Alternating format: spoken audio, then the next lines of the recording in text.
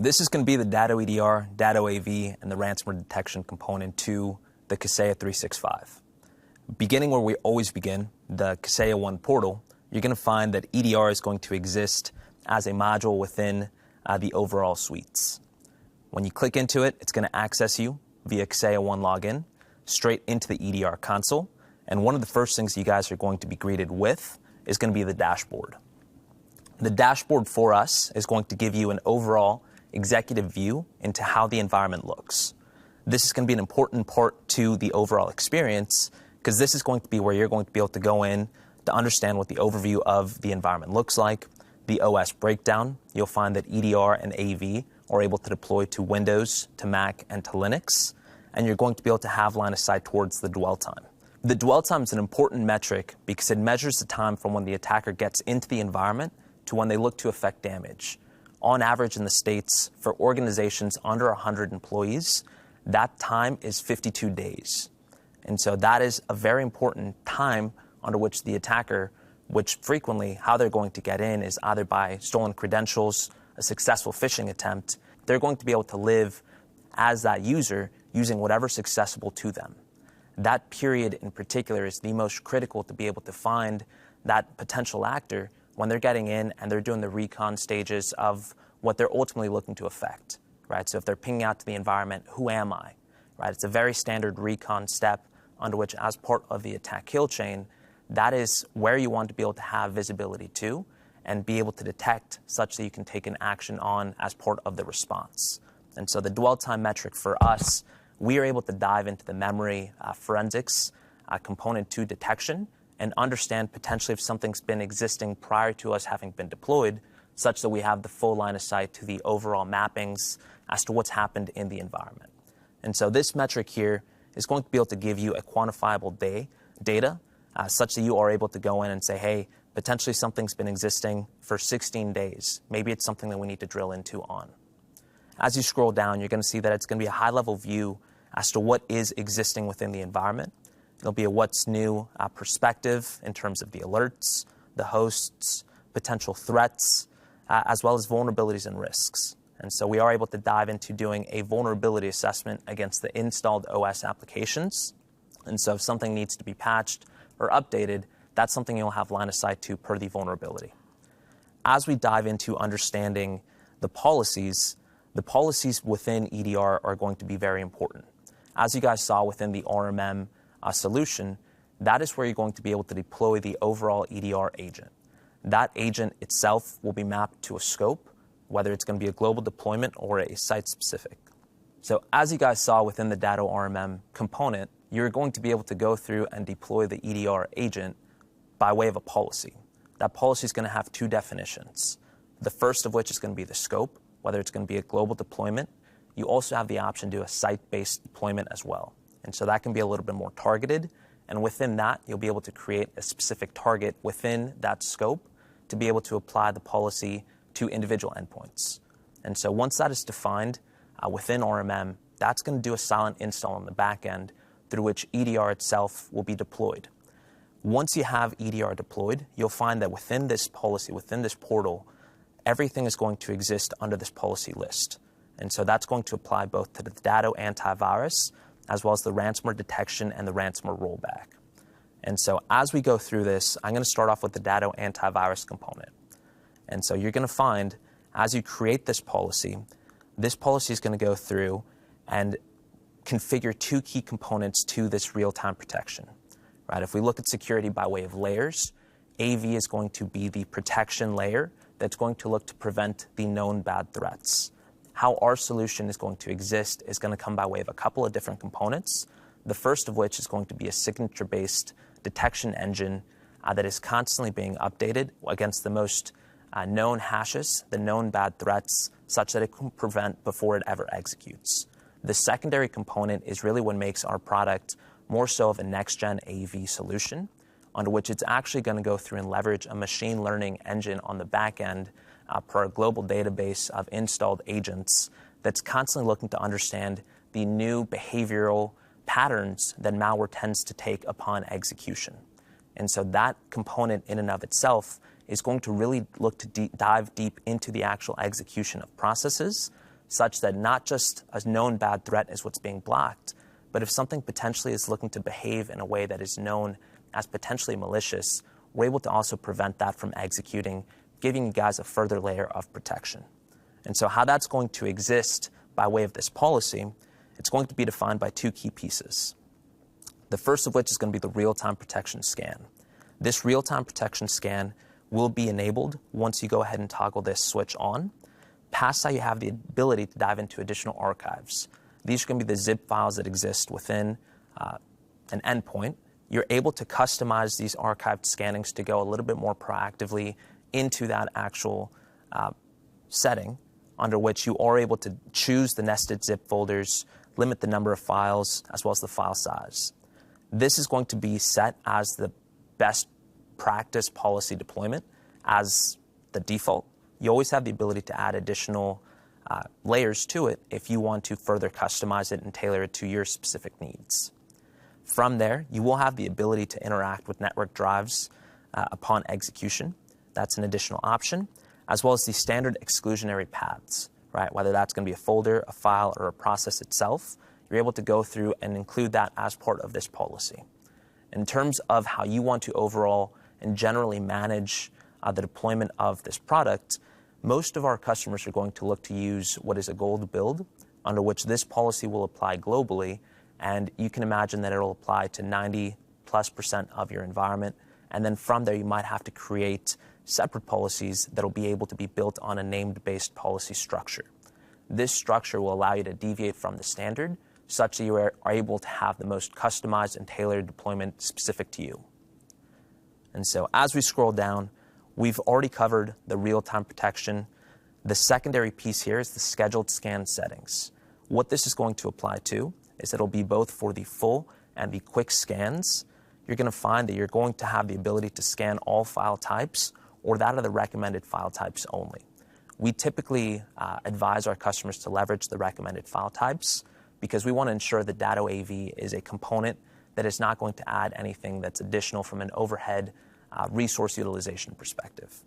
Just like the persistent scanning capability, you'll find that this scheduled scan deployment also has the ability to dive into the mailboxes as well as the disk images in terms of interaction. From there, again, you can create your exclusionary paths that include either the folders or the files. Once you've defined both of those settings, the next piece as part of Dado Antivirus is going to be defining when you want these scans to run. And so from here, it's going to be both applied to the full scan as well as the quick scan. This again falls under the gold build. And so this is going to apply globally to all of the endpoints that are targeted by this policy. You always have the ability to create a deviation from that standard as an additional policy that's individually targeting a named-based site. And so, for example, if I was to set this quick scan, I can go through and have this happen daily at 8 a.m., or I could choose to do this weekly, right? So if I want to choose at Tuesday mornings at 8 a.m., this will apply to all those endpoints.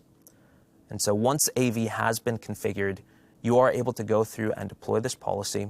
It will automatically apply once you see that this shield is going to be existing next to this policy name, under which it's going to indicate that this is the default policy, right? From there, anything that gets applied to an organization or a site after the fact will automatically get this policy applied to it.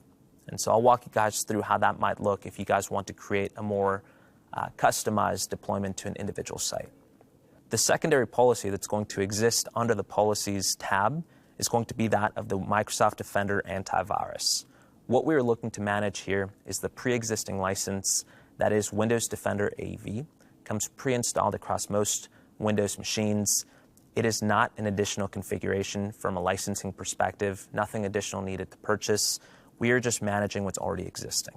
And so what you're going to find is typically the problems that come when customers choose to want to use Defender AV is that there's no way to do it at scale. There's no central console that allows you to be able to manage things centrally.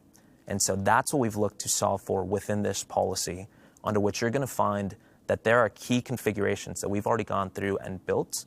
These are all engineered on the back end by our Dado EDR team, under which you're going to be able to leverage behavioral-based protection as well as heuristic-based detection.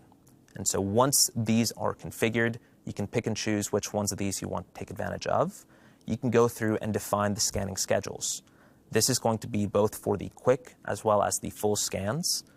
And from there, you're going to be able to create the scanning exclusion path, under which that's going to include folders, processes, and file extensions.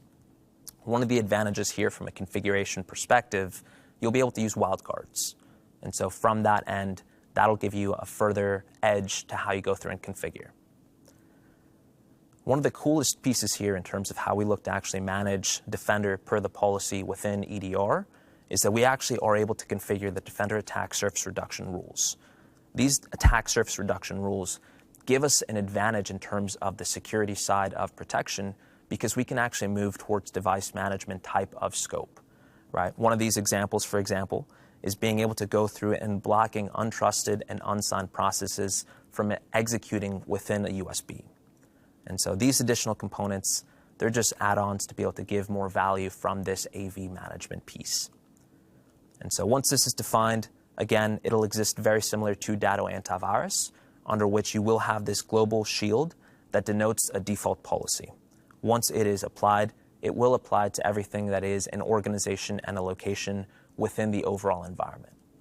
The third policy that I want to go through and cover as part of this deployment is the ransomware policy. This ransomware policy is going to encompass two key configurations as part of this engine.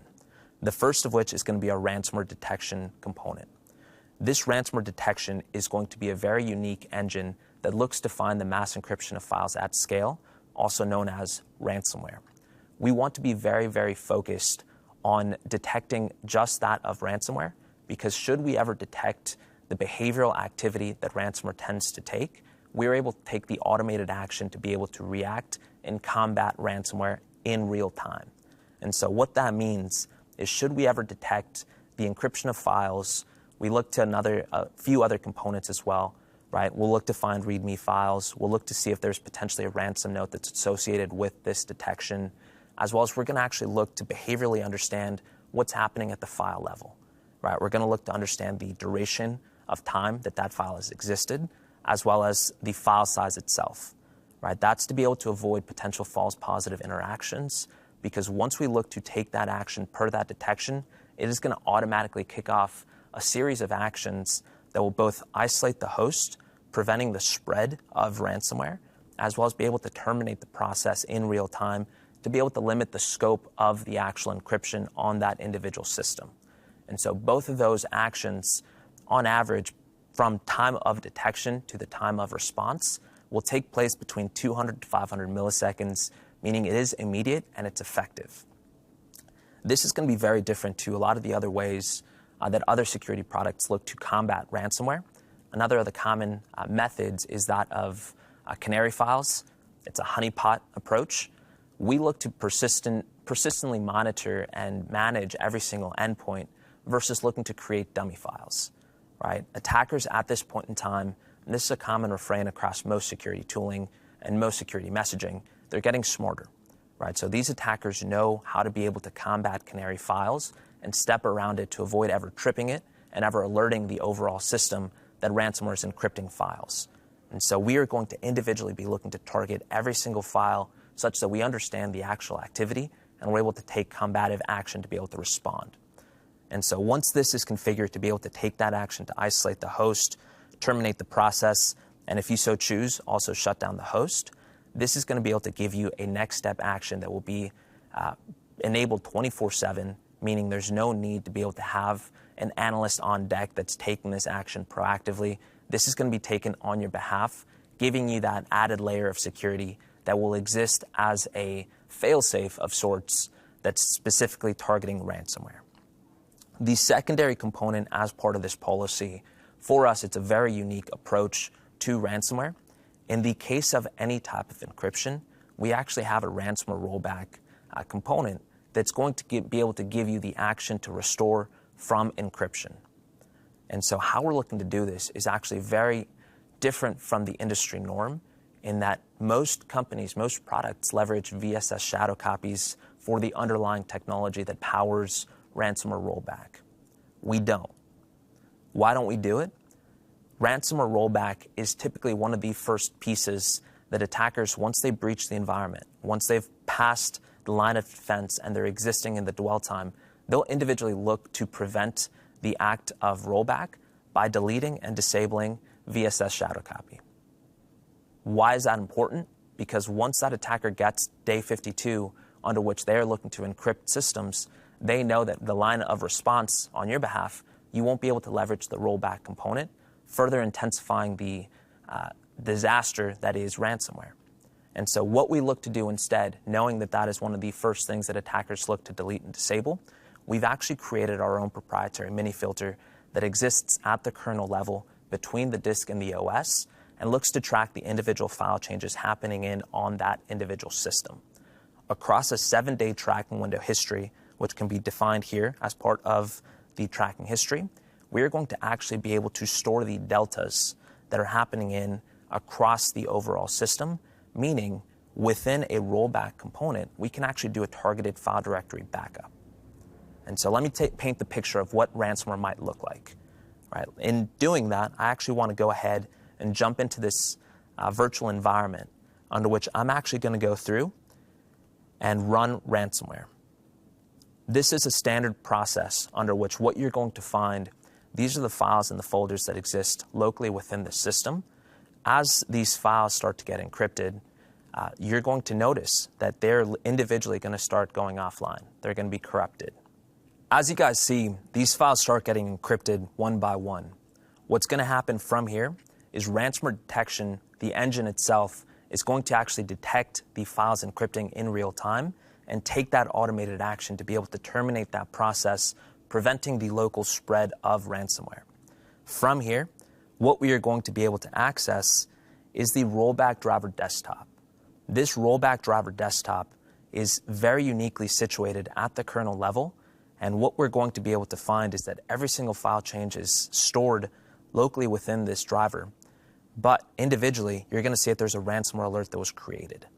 This ransomware alert is going to house all of the deleted files, all of the encrypted files, and it's going to give the capability to be able to understand the process that executed this ransomware, of which this one in particular was the Black Kingdom variant, and you're going to be able to actually hit the rollback button, which, as you guys will see, it will go through and actually restore the files to a pre-encrypted state, under which once this alert is done, you're going to be able to exit out and go back to your files to find them restored to pre-encrypted state. This was all a very simple process, and that is by design. Right? Ransomware is one of the most disastrous things that can happen, and in the moment of responding to it, it's very difficult to be able to act quickly to focus in on being able to maintain the business continuity. This looks to minimize that stress and that work such that you do have the response capability to get back up and running as quickly as possible. And so once this is defined, let me go ahead and go back into the portal. This policy will be the ransomware detection policy. And so much like the Datto antivirus as well as the Defender policy, you'll find that the ransomware policy will also have a global default shield existing next to that policy name, under which once applied, it will again apply globally to all of the individual organizations and locations existing within the overall deployment. And so from here, what I want to walk into next is really the Alerts tab itself. This Alerts tab is really where you guys are going to be able to find so much value in terms of how our endpoint security suite looks to exist. Even though we have multiple components that are deploying both the antivirus, the EDR, as well as that of the ransomware, you're going to find that it's all a very unified management of the security alerts themselves, under which they're going to exist on a real-time feed within this alerts inbox. Within the filter itself, you're going to see that there is a number of different components that you're able to go through and walk into to be able to slice and dice the data any which way that you guys choose to look at it, whether it's by filtering through an organization individually, or whether you're going within an organization to be able to create the location view, right? That is going to be the overall mapping to an individual specific site. But from there, you have the ability to exclude acknowledged alerts. Acknowledging an alert will, of course, clear that from the queue of the alerts inbox itself, as well as you're going to see that there's an alert, right? This alert itself is going to denote either an alert or a non-alert. A non-alert for us it's a very key figure because it's going to denote the observable alerts that we're capturing. EDR as a technology, what it looks to do, because we're not looking to prevent the viruses, we're not looking to prevent the malware, we're looking to uniquely understand the behaviors happening within the environment, assuming that a threat actor has already compromised the account and is existing as that end-level user under what is denoted as a living off the land attack, through which they're going to be accessing whatever is accessible to that individual user. And so from there, if they've compromised an account in HR, that's wherein they're going to ping out and say, hey, what account am I? Who am I?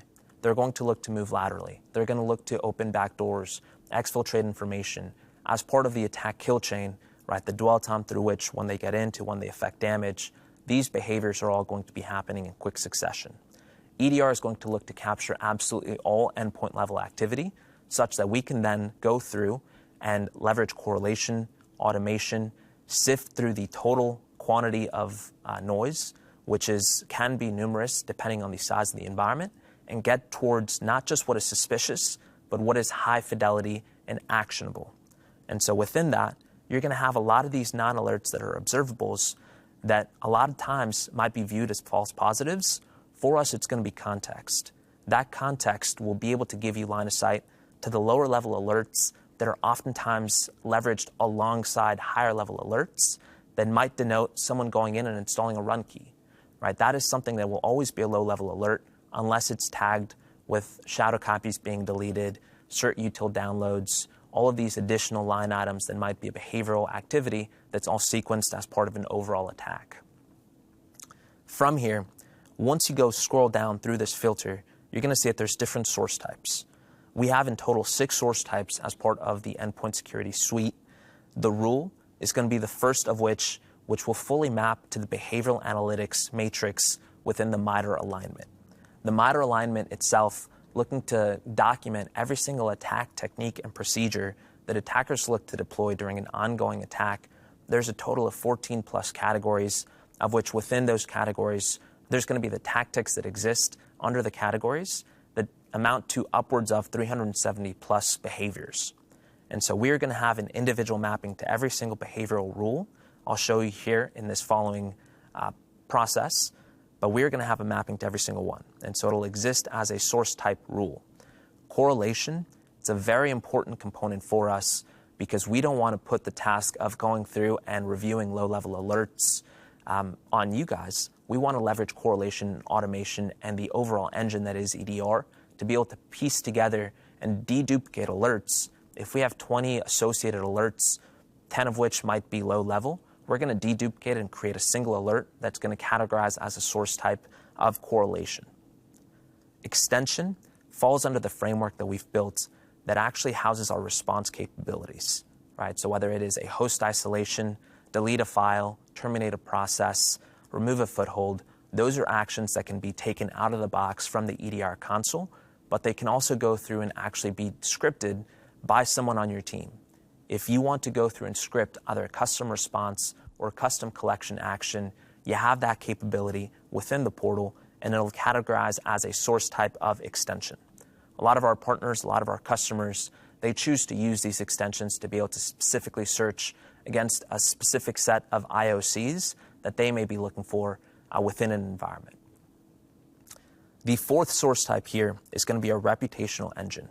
This reputational engine will exist as a top layer above the AV that looks to integrate with third-party intel feeds. The first of which is going to be VirusTotal, very commonly known virus database. We look to integrate and actually correlate every single process that's existing within the environment to be able to understand what the community knows. An additional one would be OpSWAT, which gives us, again, further visibility. This is all going to come by way of a very in-depth process analysis that is going to look to correlate against third-party intel feeds, as well as it's going to look to use our engine on the back end that looks to understand if a process potentially might have some level of obfuscation happening within the process itself, right? So potentially there's some type of randomization of content within the process that might be pointing to notepad.exe, even though it's a known good Windows process that has already bypassed the AV with a known good signature. Potentially there's some level of obfuscation that's pointing to a memory inject happening within the process that could be something malicious. we're going to be able to have line of sight of that by way of looking into the reputation. The AV, of course, is going to be a Datto antivirus alert. You're going to see that it's going to have the same common look and feel across the board, such as Datto EDR and such as ransomware as well. The severity, you always have the ability to go through and pick and choose what is the specific line of sight that you want to have. Again, high and severe is what by default is going to be displayed. And then flags. You always have the ability to customize these flags as you go through your management of alerts, and as you build your processes yourself, you'll be able to go through and customize it. The threat, as well as the date, timestamp, allow you to go through and have a very clear line of sight as to when it is specifically that you are looking for individually. Now that we've gone through and reviewed how to be able to slice and dice the filters within the alerts inbox, let's go ahead and specifically look at a set location. That location for us is going to be Nowhere IT. Once we apply it, we're going to see that there is specifically Datto antivirus alerts. And so as you're going to see, and this is going to be a common theme across the entire alerts inbox itself, it's going to be very understandable and intelligible as to where this alert exists. You're going to have the source type, you're going to have the name of the individual process that's kicking off this alert, you're going to have the severity, as well as you're going to have the individual mapping to the host that it's being found on, as well as the organization and the location itself. The timestamp will denote when exactly this alert occurred, but let's go ahead and click into the first one. Right? This is going to be cutewriter.exe as an example. This is going to be the first look into how it looks as we dive into an alert within EDR. You're going to have the context as to where it's coming from, the source type, the created date, the host name, as well as you're going to have the details as to what we did with this particular alert. As we go through and review these alerts, this detail, you're going to see that this source type Datto AV captured this threat as a malware category, and in that, the status of the alert is that it's been remediated. This remediated step denotes that we've already gone through and taken action on this alert to be able to minimize the risk. And so as we scroll down within this, to be able to show you how it's going to look, you're going to find that there's alert data. This is going to be raw telemetry, which will house the mappings as to where this alert came from, which host it was originally found on. Potentially it's been modified and touched other hosts. All of this is raw forensic view that'll give further line of sight from a management of the overall alert run-through. The timeline here, should there have been any other alerts that had populated alongside this Datto AV in particular, they would map and sync to the overall mapping of everything as part of a correlated view. But from here, let's go ahead and dive into understanding what actually happened within this alert. Once we remediated it and captured it as a quarantined file that was malware, it's going to exist under the Respond tab through which every single file that gets quarantined by Datto AV will be housed, giving you a next step to either restore this file from quarantine or delete this file. Datto AV itself will exist as a very set and forget it type of policy under which it's going to be doing its job on an automated basis, going through, and if it needs to go through and quarantine anything that is a known bad file, either by way of a threat category that's been recognized as a hash that's malicious, or whether it's one of those behavioral-based detections that is part of the heuristic mappings. And so it's all going to exist here. It'll be very easy to manage from that perspective. And so as we go through, let's go in and review the Datto EDR alert itself. I'm going to click back into any. And from here, High Tech University. What we are going to find, this is going to be the same look and feel, right? This is going to, beginning, right, we're going to go into a process dump of an alert. It's going to have the same context in terms of the source type, the created date, the host name that's being flagged, as well as the path and the file associated with that individual alert. Within this, you're going to be able to click into that file to be able to have a further view onto that executable to understand from the threat intelligence perspective, what is it that the community knows about it. You're going to see the AV hits, which correlates with virus total of 66. We're marking 1 as potentially denoting this as malicious. Typically anything above a 6 or 7% rate is what's going to get captured as a little bit more malicious. But from there, you're going to have the details, the path, the hashes, the SHA-256, the MD5, everything that gives further line of sight to what exactly it is that's firing this alert. From here, you are going to have the entropy. And again, this is part of that machine learning driven technology on the analysis side that looks to understand if there's potentially obfuscation within the process, right? If you need to submit it for further analysis, you have that capability. This will go through and further submit it to our threat intel analysis. And then from there, should anything flag, you'll find it housed under the alerts as a new alert itself. Going through this detail will actually help walk through how we go through and manage the suppression rules. These suppression rules will give you guys a very customizable way to go through and configure your specific environment. And so once you go ahead and acknowledge that alert, it's going to lead you towards this suppression rule management, under which this suppression rule will be able to give you a very granular view into how you define an alert versus something that is a known and controlled item. And so this match criteria is going to have a key set of type as well as values that you can mix and match. You can get as granular as you choose, right? If you say, hey, this particular alert, I don't want to get an alert if it's coming from this host with this file path and this signature issuer, right? Or you can go through and just have a single piece. This is one of the key pieces as part of tuning within EDR itself that allows you to have the most actionable data possible. Because again, EDR is going to look to track and view absolutely all endpoint level activity, which is relevant, right? Anytime a monitoring tool gets installed to a system that lives within your environment, whether it's a known good process that has no malicious markings, it is absolutely something to have line of sight to, because that could be a threat actor that's installing a monitoring tool that'll give them the ability to remote into the system. And so from here, the suppression rule management will give you that ability to control the alerts via a fine-tuning process. As we go back to the alert management of this in particular, we're going to note that this was actually a source type of behavior, right? This is going to be a rule that maps within the MITRE ATT&CK framework. You're going to have the process tree as to what actually happened, what originated this alert in the first place. The command line, there's a decoded payload associated with this alert. It'll also be denoted as part of this alert management. And from here, being that this was individually marked as a rule, a behavioral detection that aligns with the MITRE framework, you're going to see a couple of key pieces of information here. The first of which is going to be the name, as it maps within the alert mapping within the MITRE framework. You're going to have the action, the severity, as well as the direct integration to that MITRE ATT&CK page.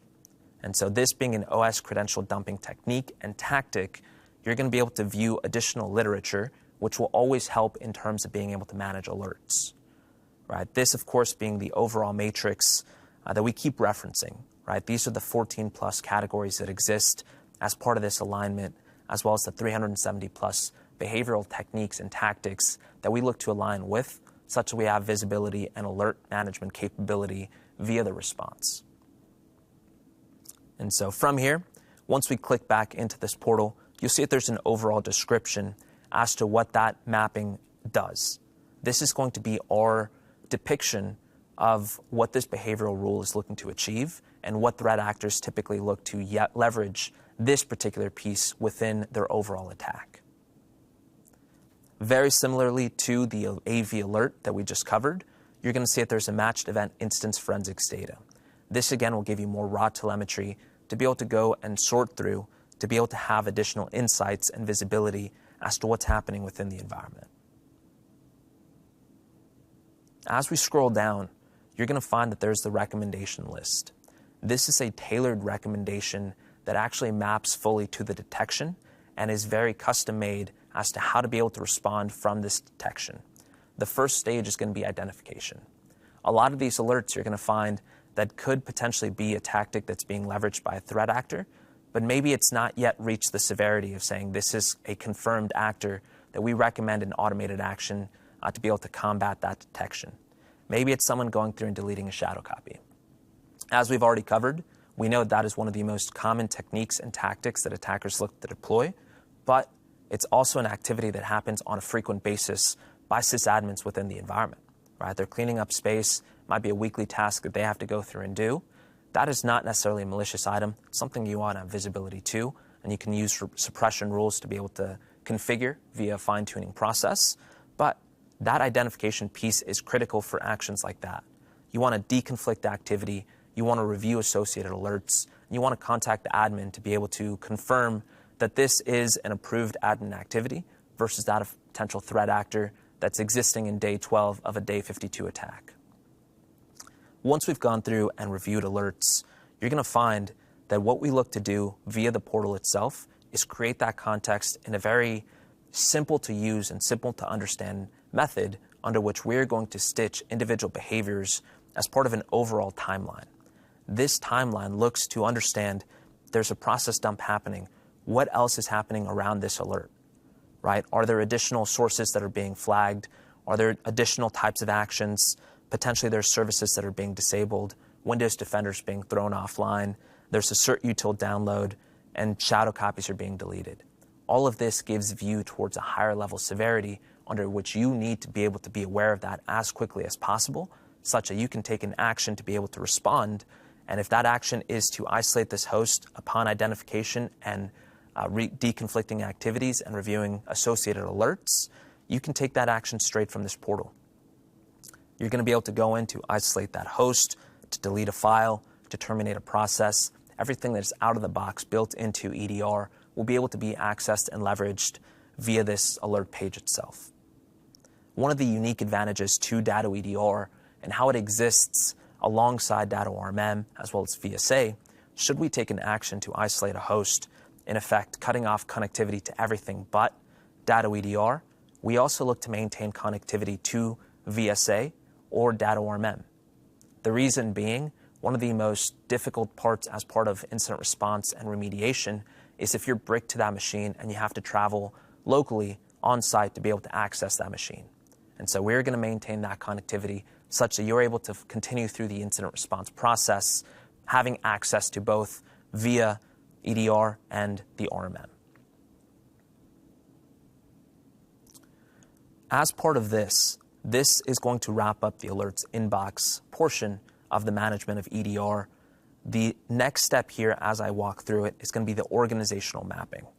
This organizational mapping will actually be very key to how you go through and configure your environment.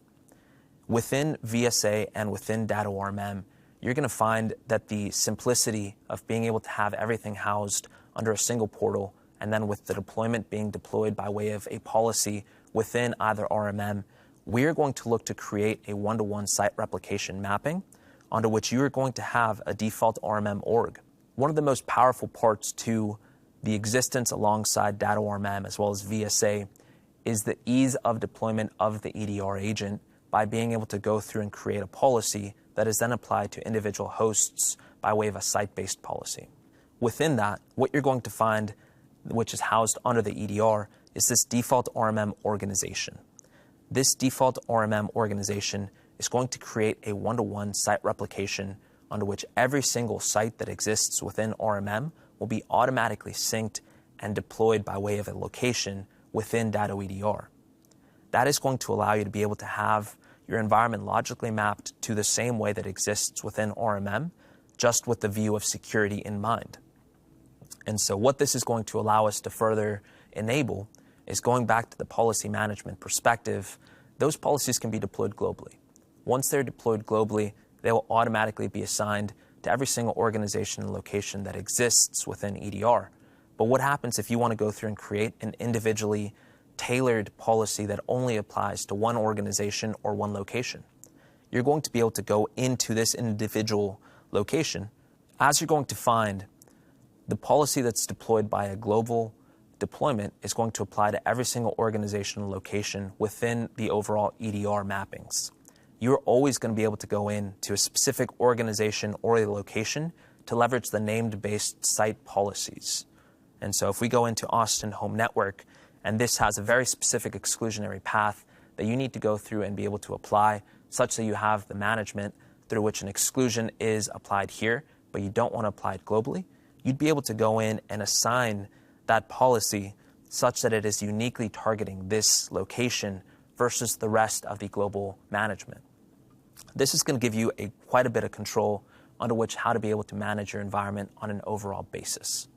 From here, one of the most important parts of the EDR portal itself is how are you going to be able to actually view the total data, right? This for us is a very important perspective because we want to be able to enable the full scope, the full breadth of everything that we capture. We want to be able to give it to you guys at your fingertips such that you have multiple ways to view it, not just by way of the alerts inbox and reel through which you can be and exist in a reactive way. You always have the ability to leverage and harness the power of the EDR tool by going in and doing an active threat hunt. That threat hunt is enabled by two key methods. The first of which is going to be the search. This search is going to be a very powerful engine under which you specifically will be able to go in and access a data lake of every single data that we've captured across this 30-day period and be able to specifically look to find an individual mapping within that. And so if that is a process that you're looking to find that may have existed 16 days ago, you can go through and create that query such that it looks to find the processes existing across the entire environment 16 days ago across a 6-hour window. Right? That's going to show you all of the active running processes within that view. Right? Clicking into PowerShell.exe. If we wanted to look to find PowerShell.exe within an overall organization, we're going to be able to find every single key instance of that having run, which host it ran, as well as which timestamp it ran on. That view and that power allows you to be able to have the control, again, to be able to threat hunt. If there's something that you're suspicious of and you want to actively look to find, this is where you're going to be able to average. If there's something you're suspicious of and you want to be able to look to find, this is where you're going to be able to specifically dive in to find it via the search engine. The secondary way to view data is going to be via the Analyze tab. This Analyze tab, if we view security by way of an investigation, right, the alert is the active running finding that says, hey, look at this. The Analyze is going to be the overall investigation under which you're going to have the total count at the point of refresh, right? You're going to be able to refresh this data on a demand basis and say, hey, these are the total running counts of every single process that we've captured, every single module, driver, memory, artifact, and auto start. Those last three components, the artifacts, the auto starts, and the memory, it's a very key part to detection because it's housed within our memory forensics capability. Being able to dive into understanding the artifacts that point to remnants of something at some point in time having existed. We have the ability to collect that, as well as we have the unique capability to be able to find the auto starts. Right? Those are the key leading indicators of compromise that point to a foothold that has been installed by way of a backdoor through an attacker. That's one of the most common techniques that attackers look to deploy to be able to establish permanence and maintain their existence. We have a unique way to be able to detect that and to be able to note it as part of our auto starts detection. One of the most important parts of any EDR solution is being able to map and align with the MITRE ATT&CK framework. We look to do and give as much visibility as possible, under which within the detection tab under the policies list, you'll be able to find all of the detection rules that exist, which house the 370 plus alerts that we've built. We have a rules engineering team on the back end that's constantly updating this per what is most commonly seen across both our global database as well as that of what is known within the threat intel community. But you're going to find that this is an endless scroll through which every single one of these line items is going to align with a very individual map tactic within the MITRE framework. And so, for example, if we look to click into a hex data transfer via CMD, you'll have the action, you'll have the severity, the MITRE ID, and the tactic. This is a command and control technique. And then from there, a short description of it. You'll have the individual mapping through which it will integrate and map within the MITRE page. But the most key takeaway within this is we want to be able to give, again, as much actionability per detection such that this is not having to be something that is adding extra labor on your behalf, because we're going to create an out-of-the-box automated response that maps within that detection per what our rules engineering team recommends.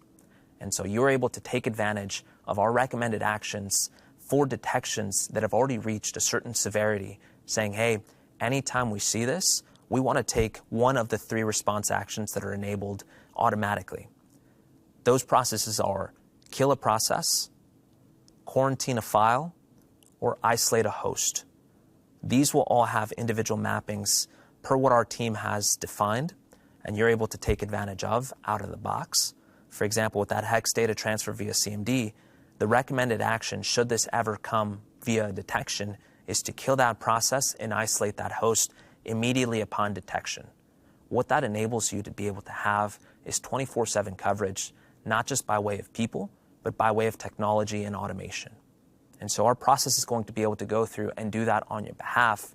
But additionally, again, going back to the fact that we want to be able to give you guys as much control as possible, you're always going to have the ability to leverage this policy, which will exist as a default policy, and create a very customized action that might look to override a rule that we've recommended and a recommended action that we've looked to take. And so, for example, you want to customize a response and say, hey, anytime that I see a WinRM credential forwarding, I want to look to take that action to isolate that host, which is past what we've recommended. You have that ability to do it. Again, further giving you the ability to have the overall management and the overall control specifically to your environment as it exists. Now that we've covered the automated actions as they align within the mapping to the MITRE ATT&CK framework, let's go ahead and click into the report. This report will be a customized report that you're able to create on an executive threat view that's going to overall map to the entire organization, or if you specifically want to tailor it to an individual organization or location, you have that capability all on a scheduled basis. All right, so if you need to go through and create that scheduled report, again, with the mappings of an executive view, a report name, as well as that individual organization and location, you'd be able to go through and define it, and not just have that, you can go through and create an email address through which this is delivered on an ongoing basis. And so if this is delivered on the first of the month or potentially quarterly, you can automate that process to be able to give the value of the report itself. And so to be able to walk you guys through what that report will look like, let's go ahead and view one. What this report is going to list out is it'll give an overall view of what we've captured at a glance. Right. As you scroll down, you're going to see that this is going to be labeled Datto EDR. You always have the ability to co-brand it with your logo. And then from there, view at a glance, what is it that we've captured? As you see by these numbers, EDR and AV and ransomware, they look to capture mass amounts of telemetry and leverage the automation and the correlation to be able to get down towards what's actionable. Not just what's suspicious, but what's actionable and relevant. That is shown here in our demo lab, which we're constantly inundating with alerts. It still exists in a very manageable format across a 30-day window. A large part of that does come by way of the deduplication, being able to leverage correlation, being able to ensure that the alert itself is actionable, right? It does not have to be a low-level visibility alert, but when it maps to a high alert visibility, you have that mapped. Within the overall environment overview, you're going to view the hosts monitored that exist, the vulnerable applications as they lay, as well as the top 5 hosts by vulnerable applications. Again, we want to be able to give an actionable view per this report as well, such that it is not just 30 pages long. It is going to be a brief synopsis of what we've covered across the portal. From here, this detection page itself is going to be a very key page and one of my favorites personally, because it shows in a very clear and understandable method what types of actions are existing within the environment. It's going to help set up 2 key parts here. The first of which is going to be visibility. Most times, without having a true EDR that is able to be leveraged in an effective manner, you don't have line of sight to most of the activity that's happening within the environment through which an attacker takes full advantage of. This report here is going to be able to quantify the types of techniques that are being leveraged via behavioral mapping capability through the MITRE alignment, such that you can go through and say, hey, these are the instances of privilege escalation. These are the types of defense evasion that we're running into. These are the lateral movements that we're capturing. That leads us into the secondary piece of this report, which is next steps, right? What have we learned? What can we go through and work on in the next reporting period such that we can go through and mitigate this potential risk to prevent future damage? So with that said, this encapsulates the view of EDR in a nutshell. This will hopefully be able to give you guys line of sight to all of the detection capabilities. You've seen that it amounts to tremendous amount of data that we look to collect, and ultimately the response that we look to be able to give on a 24/7 basis, especially as it exists alongside all of these other fantastic products. It is a unique opportunity to be able to talk about the SOC and Rocket Cyber component. The security team on that side, one of the main benefits to EDR working alongside that team is that SOC team is going to have full access to our console, through which, in the same way that we've covered the search tab, the analyze tab, gone through and done a little bit of threat hunting, they're going to have that capability because they're going to have direct access to this portal. What that means is that they're going to be able to view the alerts in full, have the complete context as it exists within the timeline, and more importantly, they're going to be able to actually leverage the response capabilities that are housed within Datto EDR as part of their incident response guide. And so if they need to terminate a process, delete a file, whatever that next step might be per a severity that is mission critical, they have that capability, again, further adding edge to their detection scope, as well as response capabilities expanding towards what is most prevalent and needed at the point of detection.